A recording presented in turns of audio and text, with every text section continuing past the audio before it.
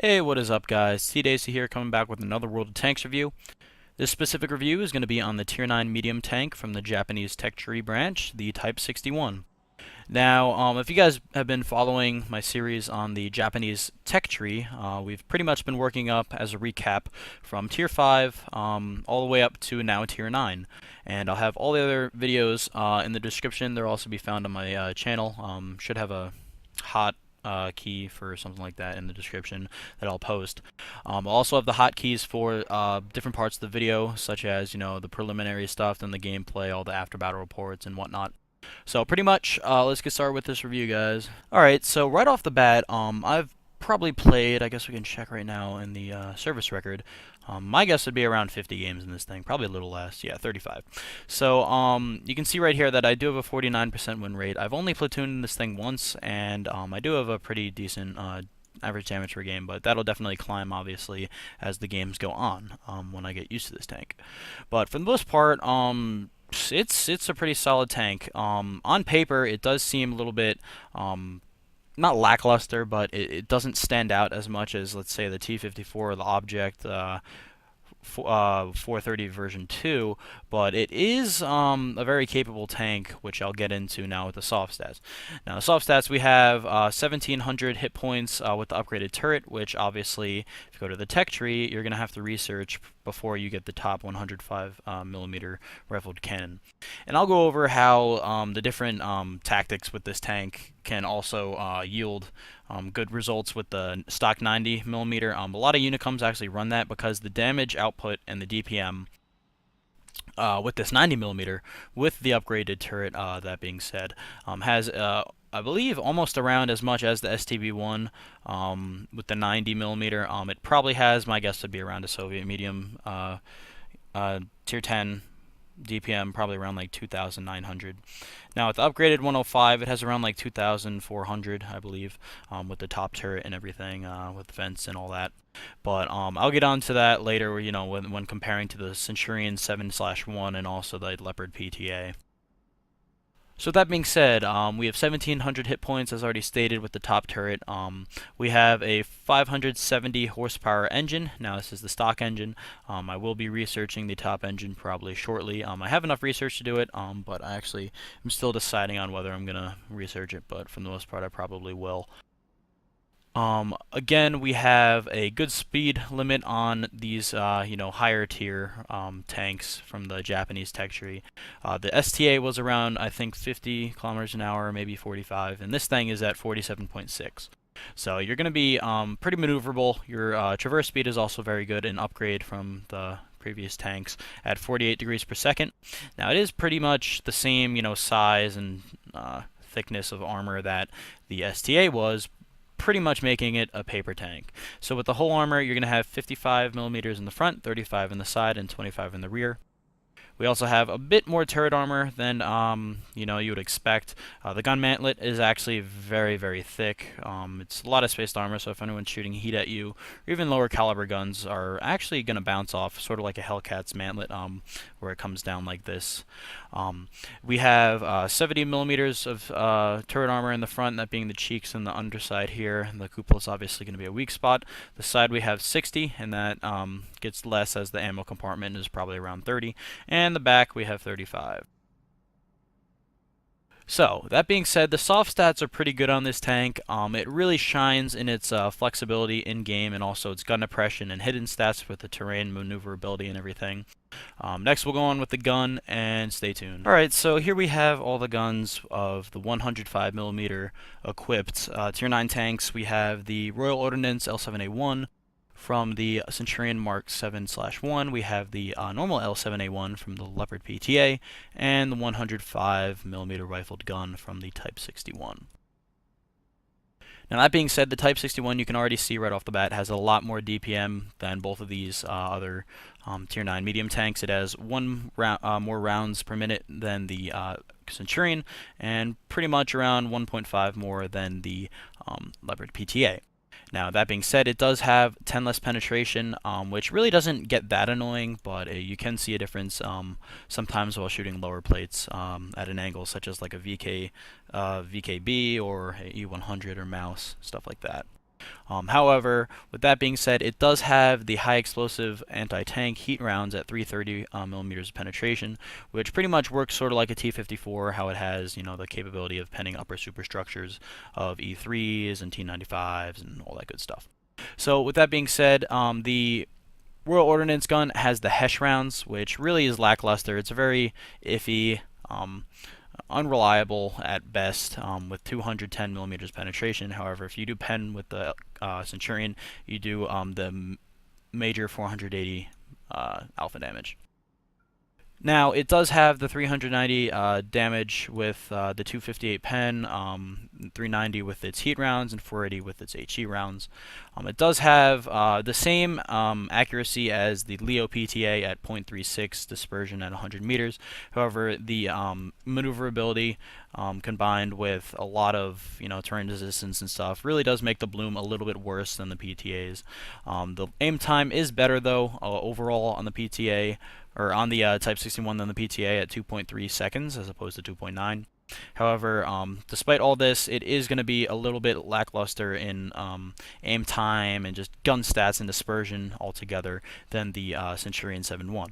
But the one thing to keep in mind is the Type 61 does have a better rate of fire, has a better gold round, and pretty much better soft stats with maneuverability and stuff while actually driving. So the Type 61 is going to allow you to get a little bit more shots in, assuming that you pen than the other Tier 9 mediums that are in its class. Now, other than that, the only real upside to the other two mediums is the Leopard PTA is a bit more maneuverable on normal terrain, and it has a little bit of better backwards speed and also backwards gun depression. However, the Centurion Mark 7-1 has more armor, but the Type 61 has more gun depression, and gun rate of fire and DPM. So what you're going to be getting between all the three Tier 9 mediums is this is pretty much the best of both worlds. You get the better gun, however, you sacrifice really only armor, so you get better maneuverability and gun, but it's really just a jack of all trades from the other Tier 9 mediums. So other than that, I guess we can just go over other things on the tank, which will consist of the tech tree. The one thing that I mentioned before was it's viable to run the 90mm. A lot of Unicums and blue players that I've seen actually do run that with major gold in their depot. I mean, they pick up mass amounts of gold rounds for this thing when they grind it, because they do use the 90mm up until they get the 105. I free researched it right away just so I can make this video. Also got the tracks and the turret, which are all required to mount the top gun. However, if you do run the 90mm with the upgraded turret, you still have that 218 penetration from the STA. However, the HP and DPM are still up there, but I just prefer the 105 because it hits harder. And it really just fits the playstyle better, in my opinion. As opposed to, sitting out there in the open shooting constantly with the 90mm, you can just peek and shoot, because you really don't want to lose HP in this tank because you have no armor whatsoever. So other things to state, the top radio is not really worth it in my opinion. It weighs more, not that it makes much of a difference, but it's only 30 meters, so you can research that. I might just to elite the tank, but I'm not going to do that right now. And also the engine. So the engine I'm going to research probably once I get enough. Well, I do have enough. I guess I'll research it now. Wow, okay. So I'll get that. I'll equip that, and there we go. We'll have that for the gameplay. Whatever, I'll just get the radio 2, and now we're down to 4,000 XP. So once you get this thing deleted, obviously research the STB as quick as possible, and that's really it for the research tree. Other than that, there's really only crew skills and stuff. I'm trying to make this short and sweet because it's pretty much the same exact play style and comparable playstyle to the STA, Chi, and really anything from Tier 5 that we've gone over. They all share the same playstyle. You can sit back and snipe, go in close for the late game, also support second line, and flex behind the enemy when capable. So the equipment I like to run is pretty much actually the same thing as the STA-1, which is coated optics, a vert stab, and a medium caliber tank gun rammer. So the optics really help with spotting your own enemies, and also when you're sniping at range, you can get them in your view range and pretty much snipe them where they can't even render you. So that's always a plus. First stab, obviously, for shooting on the move, that's really a must in mediums, in my opinion. And then obviously the medium caliber tank unrammer for DPM. Only other complaint of this tank, other than no armor, which is always just the same for Japanese tanks, is its shell count. I've run out of shells 3 or 4 times in the 35 games that I've played, which is actually a crap ton. I mean, for 32 shells in a tank like this, you can rack up a lot of damage, but there's been some really close games where I've been platooned and done the majority of the shooting while they're spotting, and man, can I tell you, this thing runs out of shells quick. So despite that being said, it holds 32. I run 20 APCR, which is also a plus. You know, all the 105s really carry the APCR rounds as their standard shells at this tier 9 tank, the Centurion and the Leo. We also have 105 millimeter heat rounds. I carry 10 of them, and then 2 HE rounds just for waffles or resetting cap. We have consumables at the basic setup: small repair kit, small first aid kit, automatic fire extinguisher. I don't find that this thing gets set on fire as much as other tanks, but it's always good to have the automatic fire extinguisher no matter what. Obviously I have everything on automatic, and now we can go back to the crew skills. So crew skills are the same as follows. By now you'll probably have, hopefully, a better crew than me, because I really did free XP a lot on this line for the sake of the video and making you guys happy, putting the videos out. So other than that, it's really just the basic medium setup that I like to run on every medium. That being said, it is 6 cents on the commander. Ideally, obviously get camo before you get all these perks, and then retrain once you are able to do so. So 6 cents on the commander, snapshot on the gunner and driver. You have smooth ride. Then you have safe stowage on the loader, which again, this tank does get ammo racked a little bit. Not as much as the Leo or the Centurion, but it does have sort of weak ammo racks. And then obviously just get camo or repairs depending on how you like to play. I like camo in this tank because I snipe a lot more in it. And after that, you can really just get pretty much whatever you want. As a third perk, I'd probably get the camo full, and then get Brothers in Arms to retrain once you get 3 skills, or possibly repairs. So that's pretty much it for this part, guys. Now we'll have the gameplay. I have a few good games. I believe one is on Fisherman's Bay. I'm not really sure. Next, we'll get that done, and stay tuned. Alright guys, so we're going to actually do an on-the-fly game, pretty much to showcase how this tank would be in a normal driver's hands, also while limiting the amount of controlled environment that a replay would have. So here we go. We're going to just go right in the game. Already have everything set up, just pretty much logged in, and we get a Himmelsdorf game. So this will actually be really fun. We are top tier with minimal tier 9s. This is perfect, and great chance to win according to XVM on Himmelsdorf. So here we go. We're going to go hill and hopefully poop on these tomatoes. I hope to God I get some friends up on hill, because there's minimal mediums on this team. Really hope that the T71 or T21 will YOLO into hill. Hate to say that, but it's so true.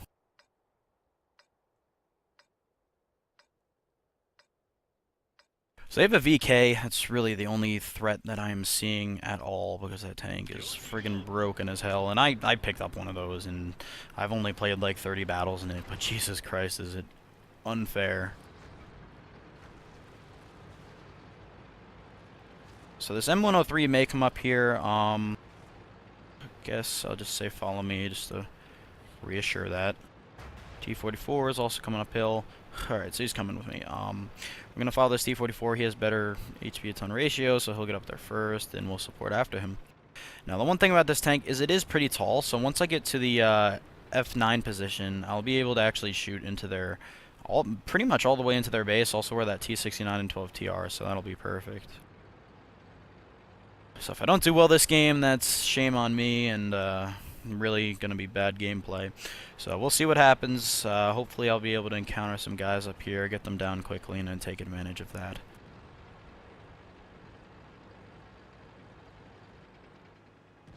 So this T69 and 12T are just going balls deep, giving no fucks. Go, go, go.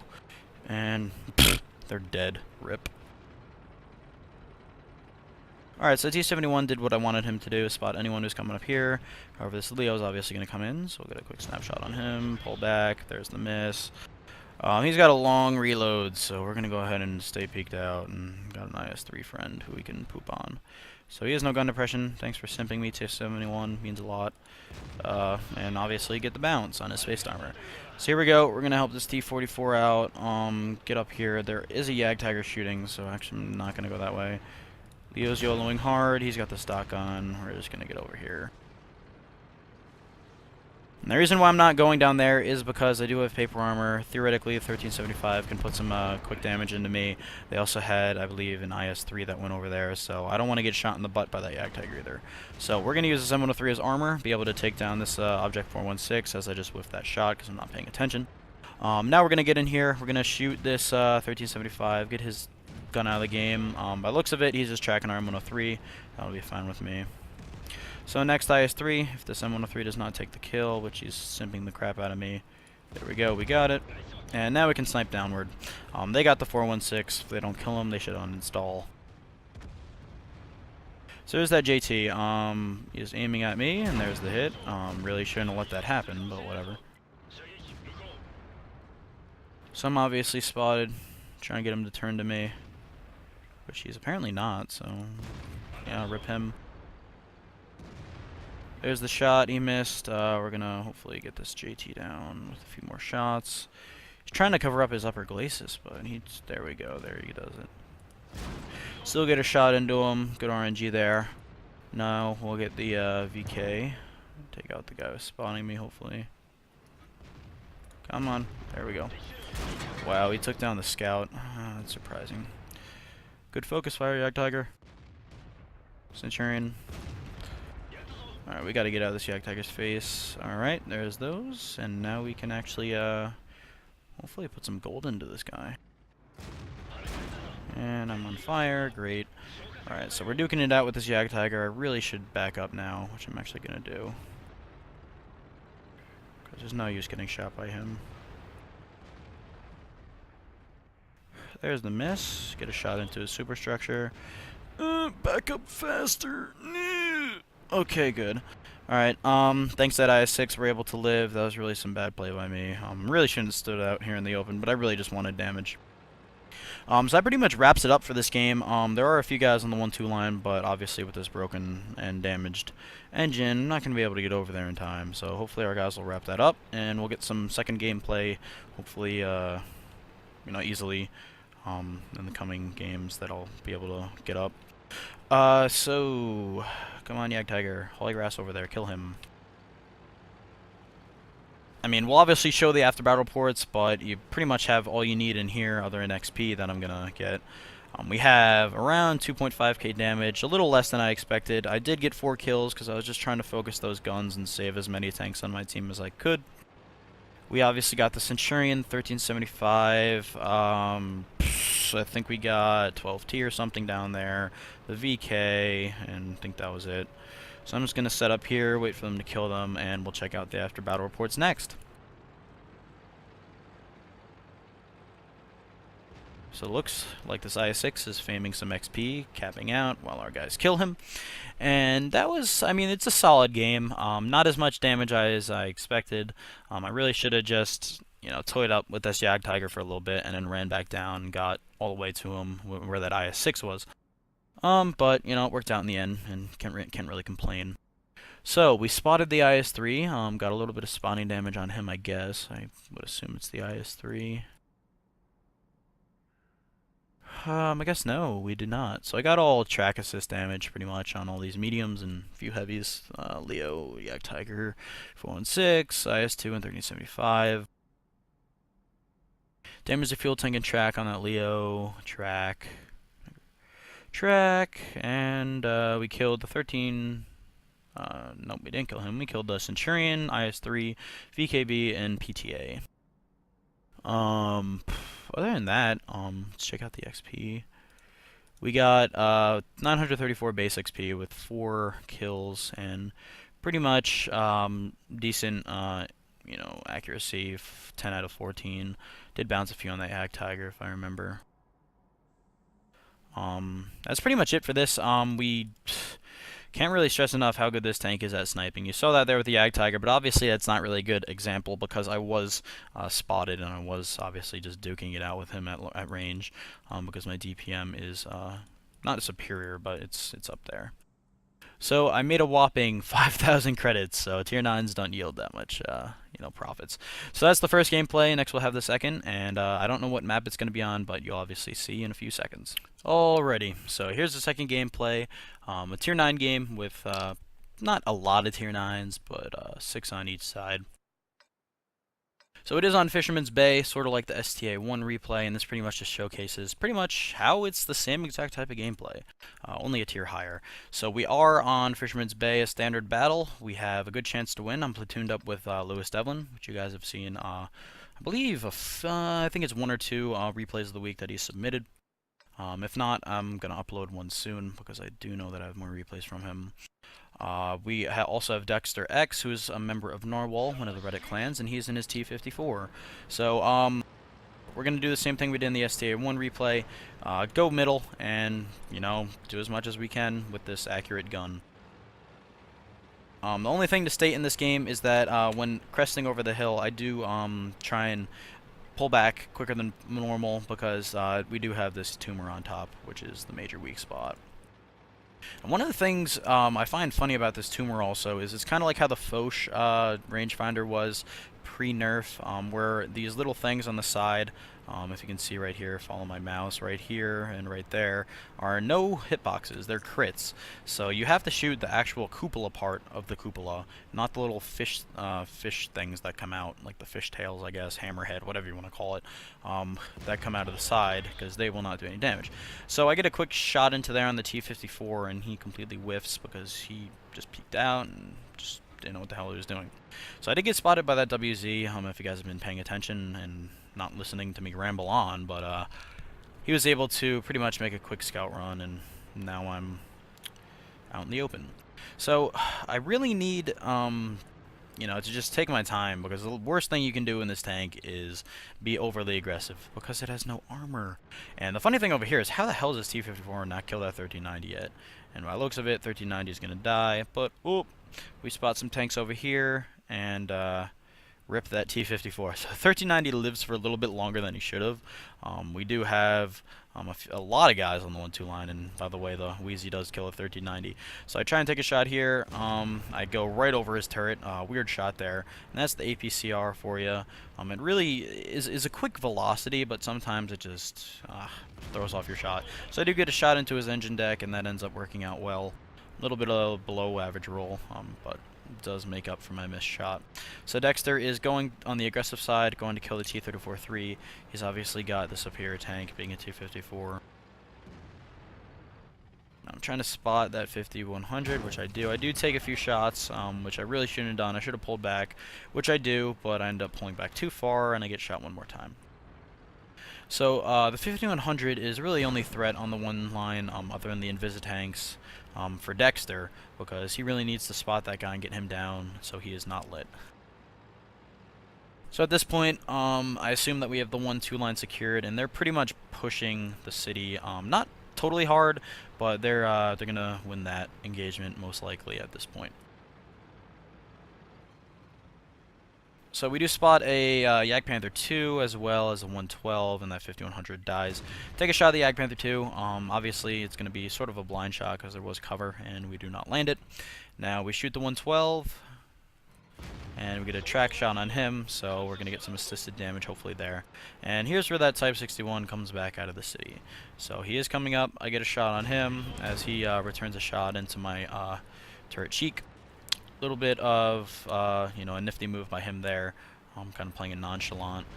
There's the thing where he shoots me on the rangefinder piece, where it really does not count as a hitbox. You guys just saw right there, it counts as a no damage pen.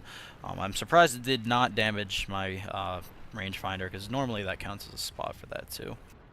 So we've got that Type 61 in mid. The west should be handled, and really what we need to do is make sure that this city does not push into the rest of our forces, because then me and Lewis are stuck in the open, and it's not going to go well from there. So Lewis gets a few shots on the AD-75. He's able to get into the cover though before I can shoot him. And we really just need to clear. There we go, the Type 61. Now we can fish our way into city because that Tiger 1 is not the best player. He's probably just sitting there circle jerking, not knowing what he's doing, which hopefully ends up to be the case. So here we go. We're going to get into their behinds. That did not sound weird at all. We're going to get over here. We're going to shoot him in the back and hopefully rack up some damage. Not much damage yet, only 1,500, but we've done a good job supporting and pretty much trading our HP evenly. So there's the shot on the E75. Get him down. There is a low that I really want to find because his T-54 is just YOLOing in. And there he is. We get him down. I knew it was low health. And there's 2 kills. So 1,700 damage, 2 kills. Not bad so far. Really, the expected damage threshold on this tank is around, I believe it's around like 1,400, but I'll have to check on that. So we already made our threshold. It pretty much is late game, but I really just want to get at least 2,500 damage and I'll be happy. So here's the VK, get a shot into his turret cheek, and down he goes. So the Tiger decides, oh, I'm the last one alive. I'm going to jump in the water and kill myself. So we try and deny that, get a low roll, and oh, he drowns before the artillery shell hits him. So, you know, that's pretty good. 2,500, 200 damage. 2,520 damage. 2 kills. After battle reports next. Obviously a good showcase from our platoon as a whole. I was able to, you know, support middle, flex into city, pretty much just showcase what this tank does. It's a very fun tank to play, and I'll pretty much conclude that next after battle reports.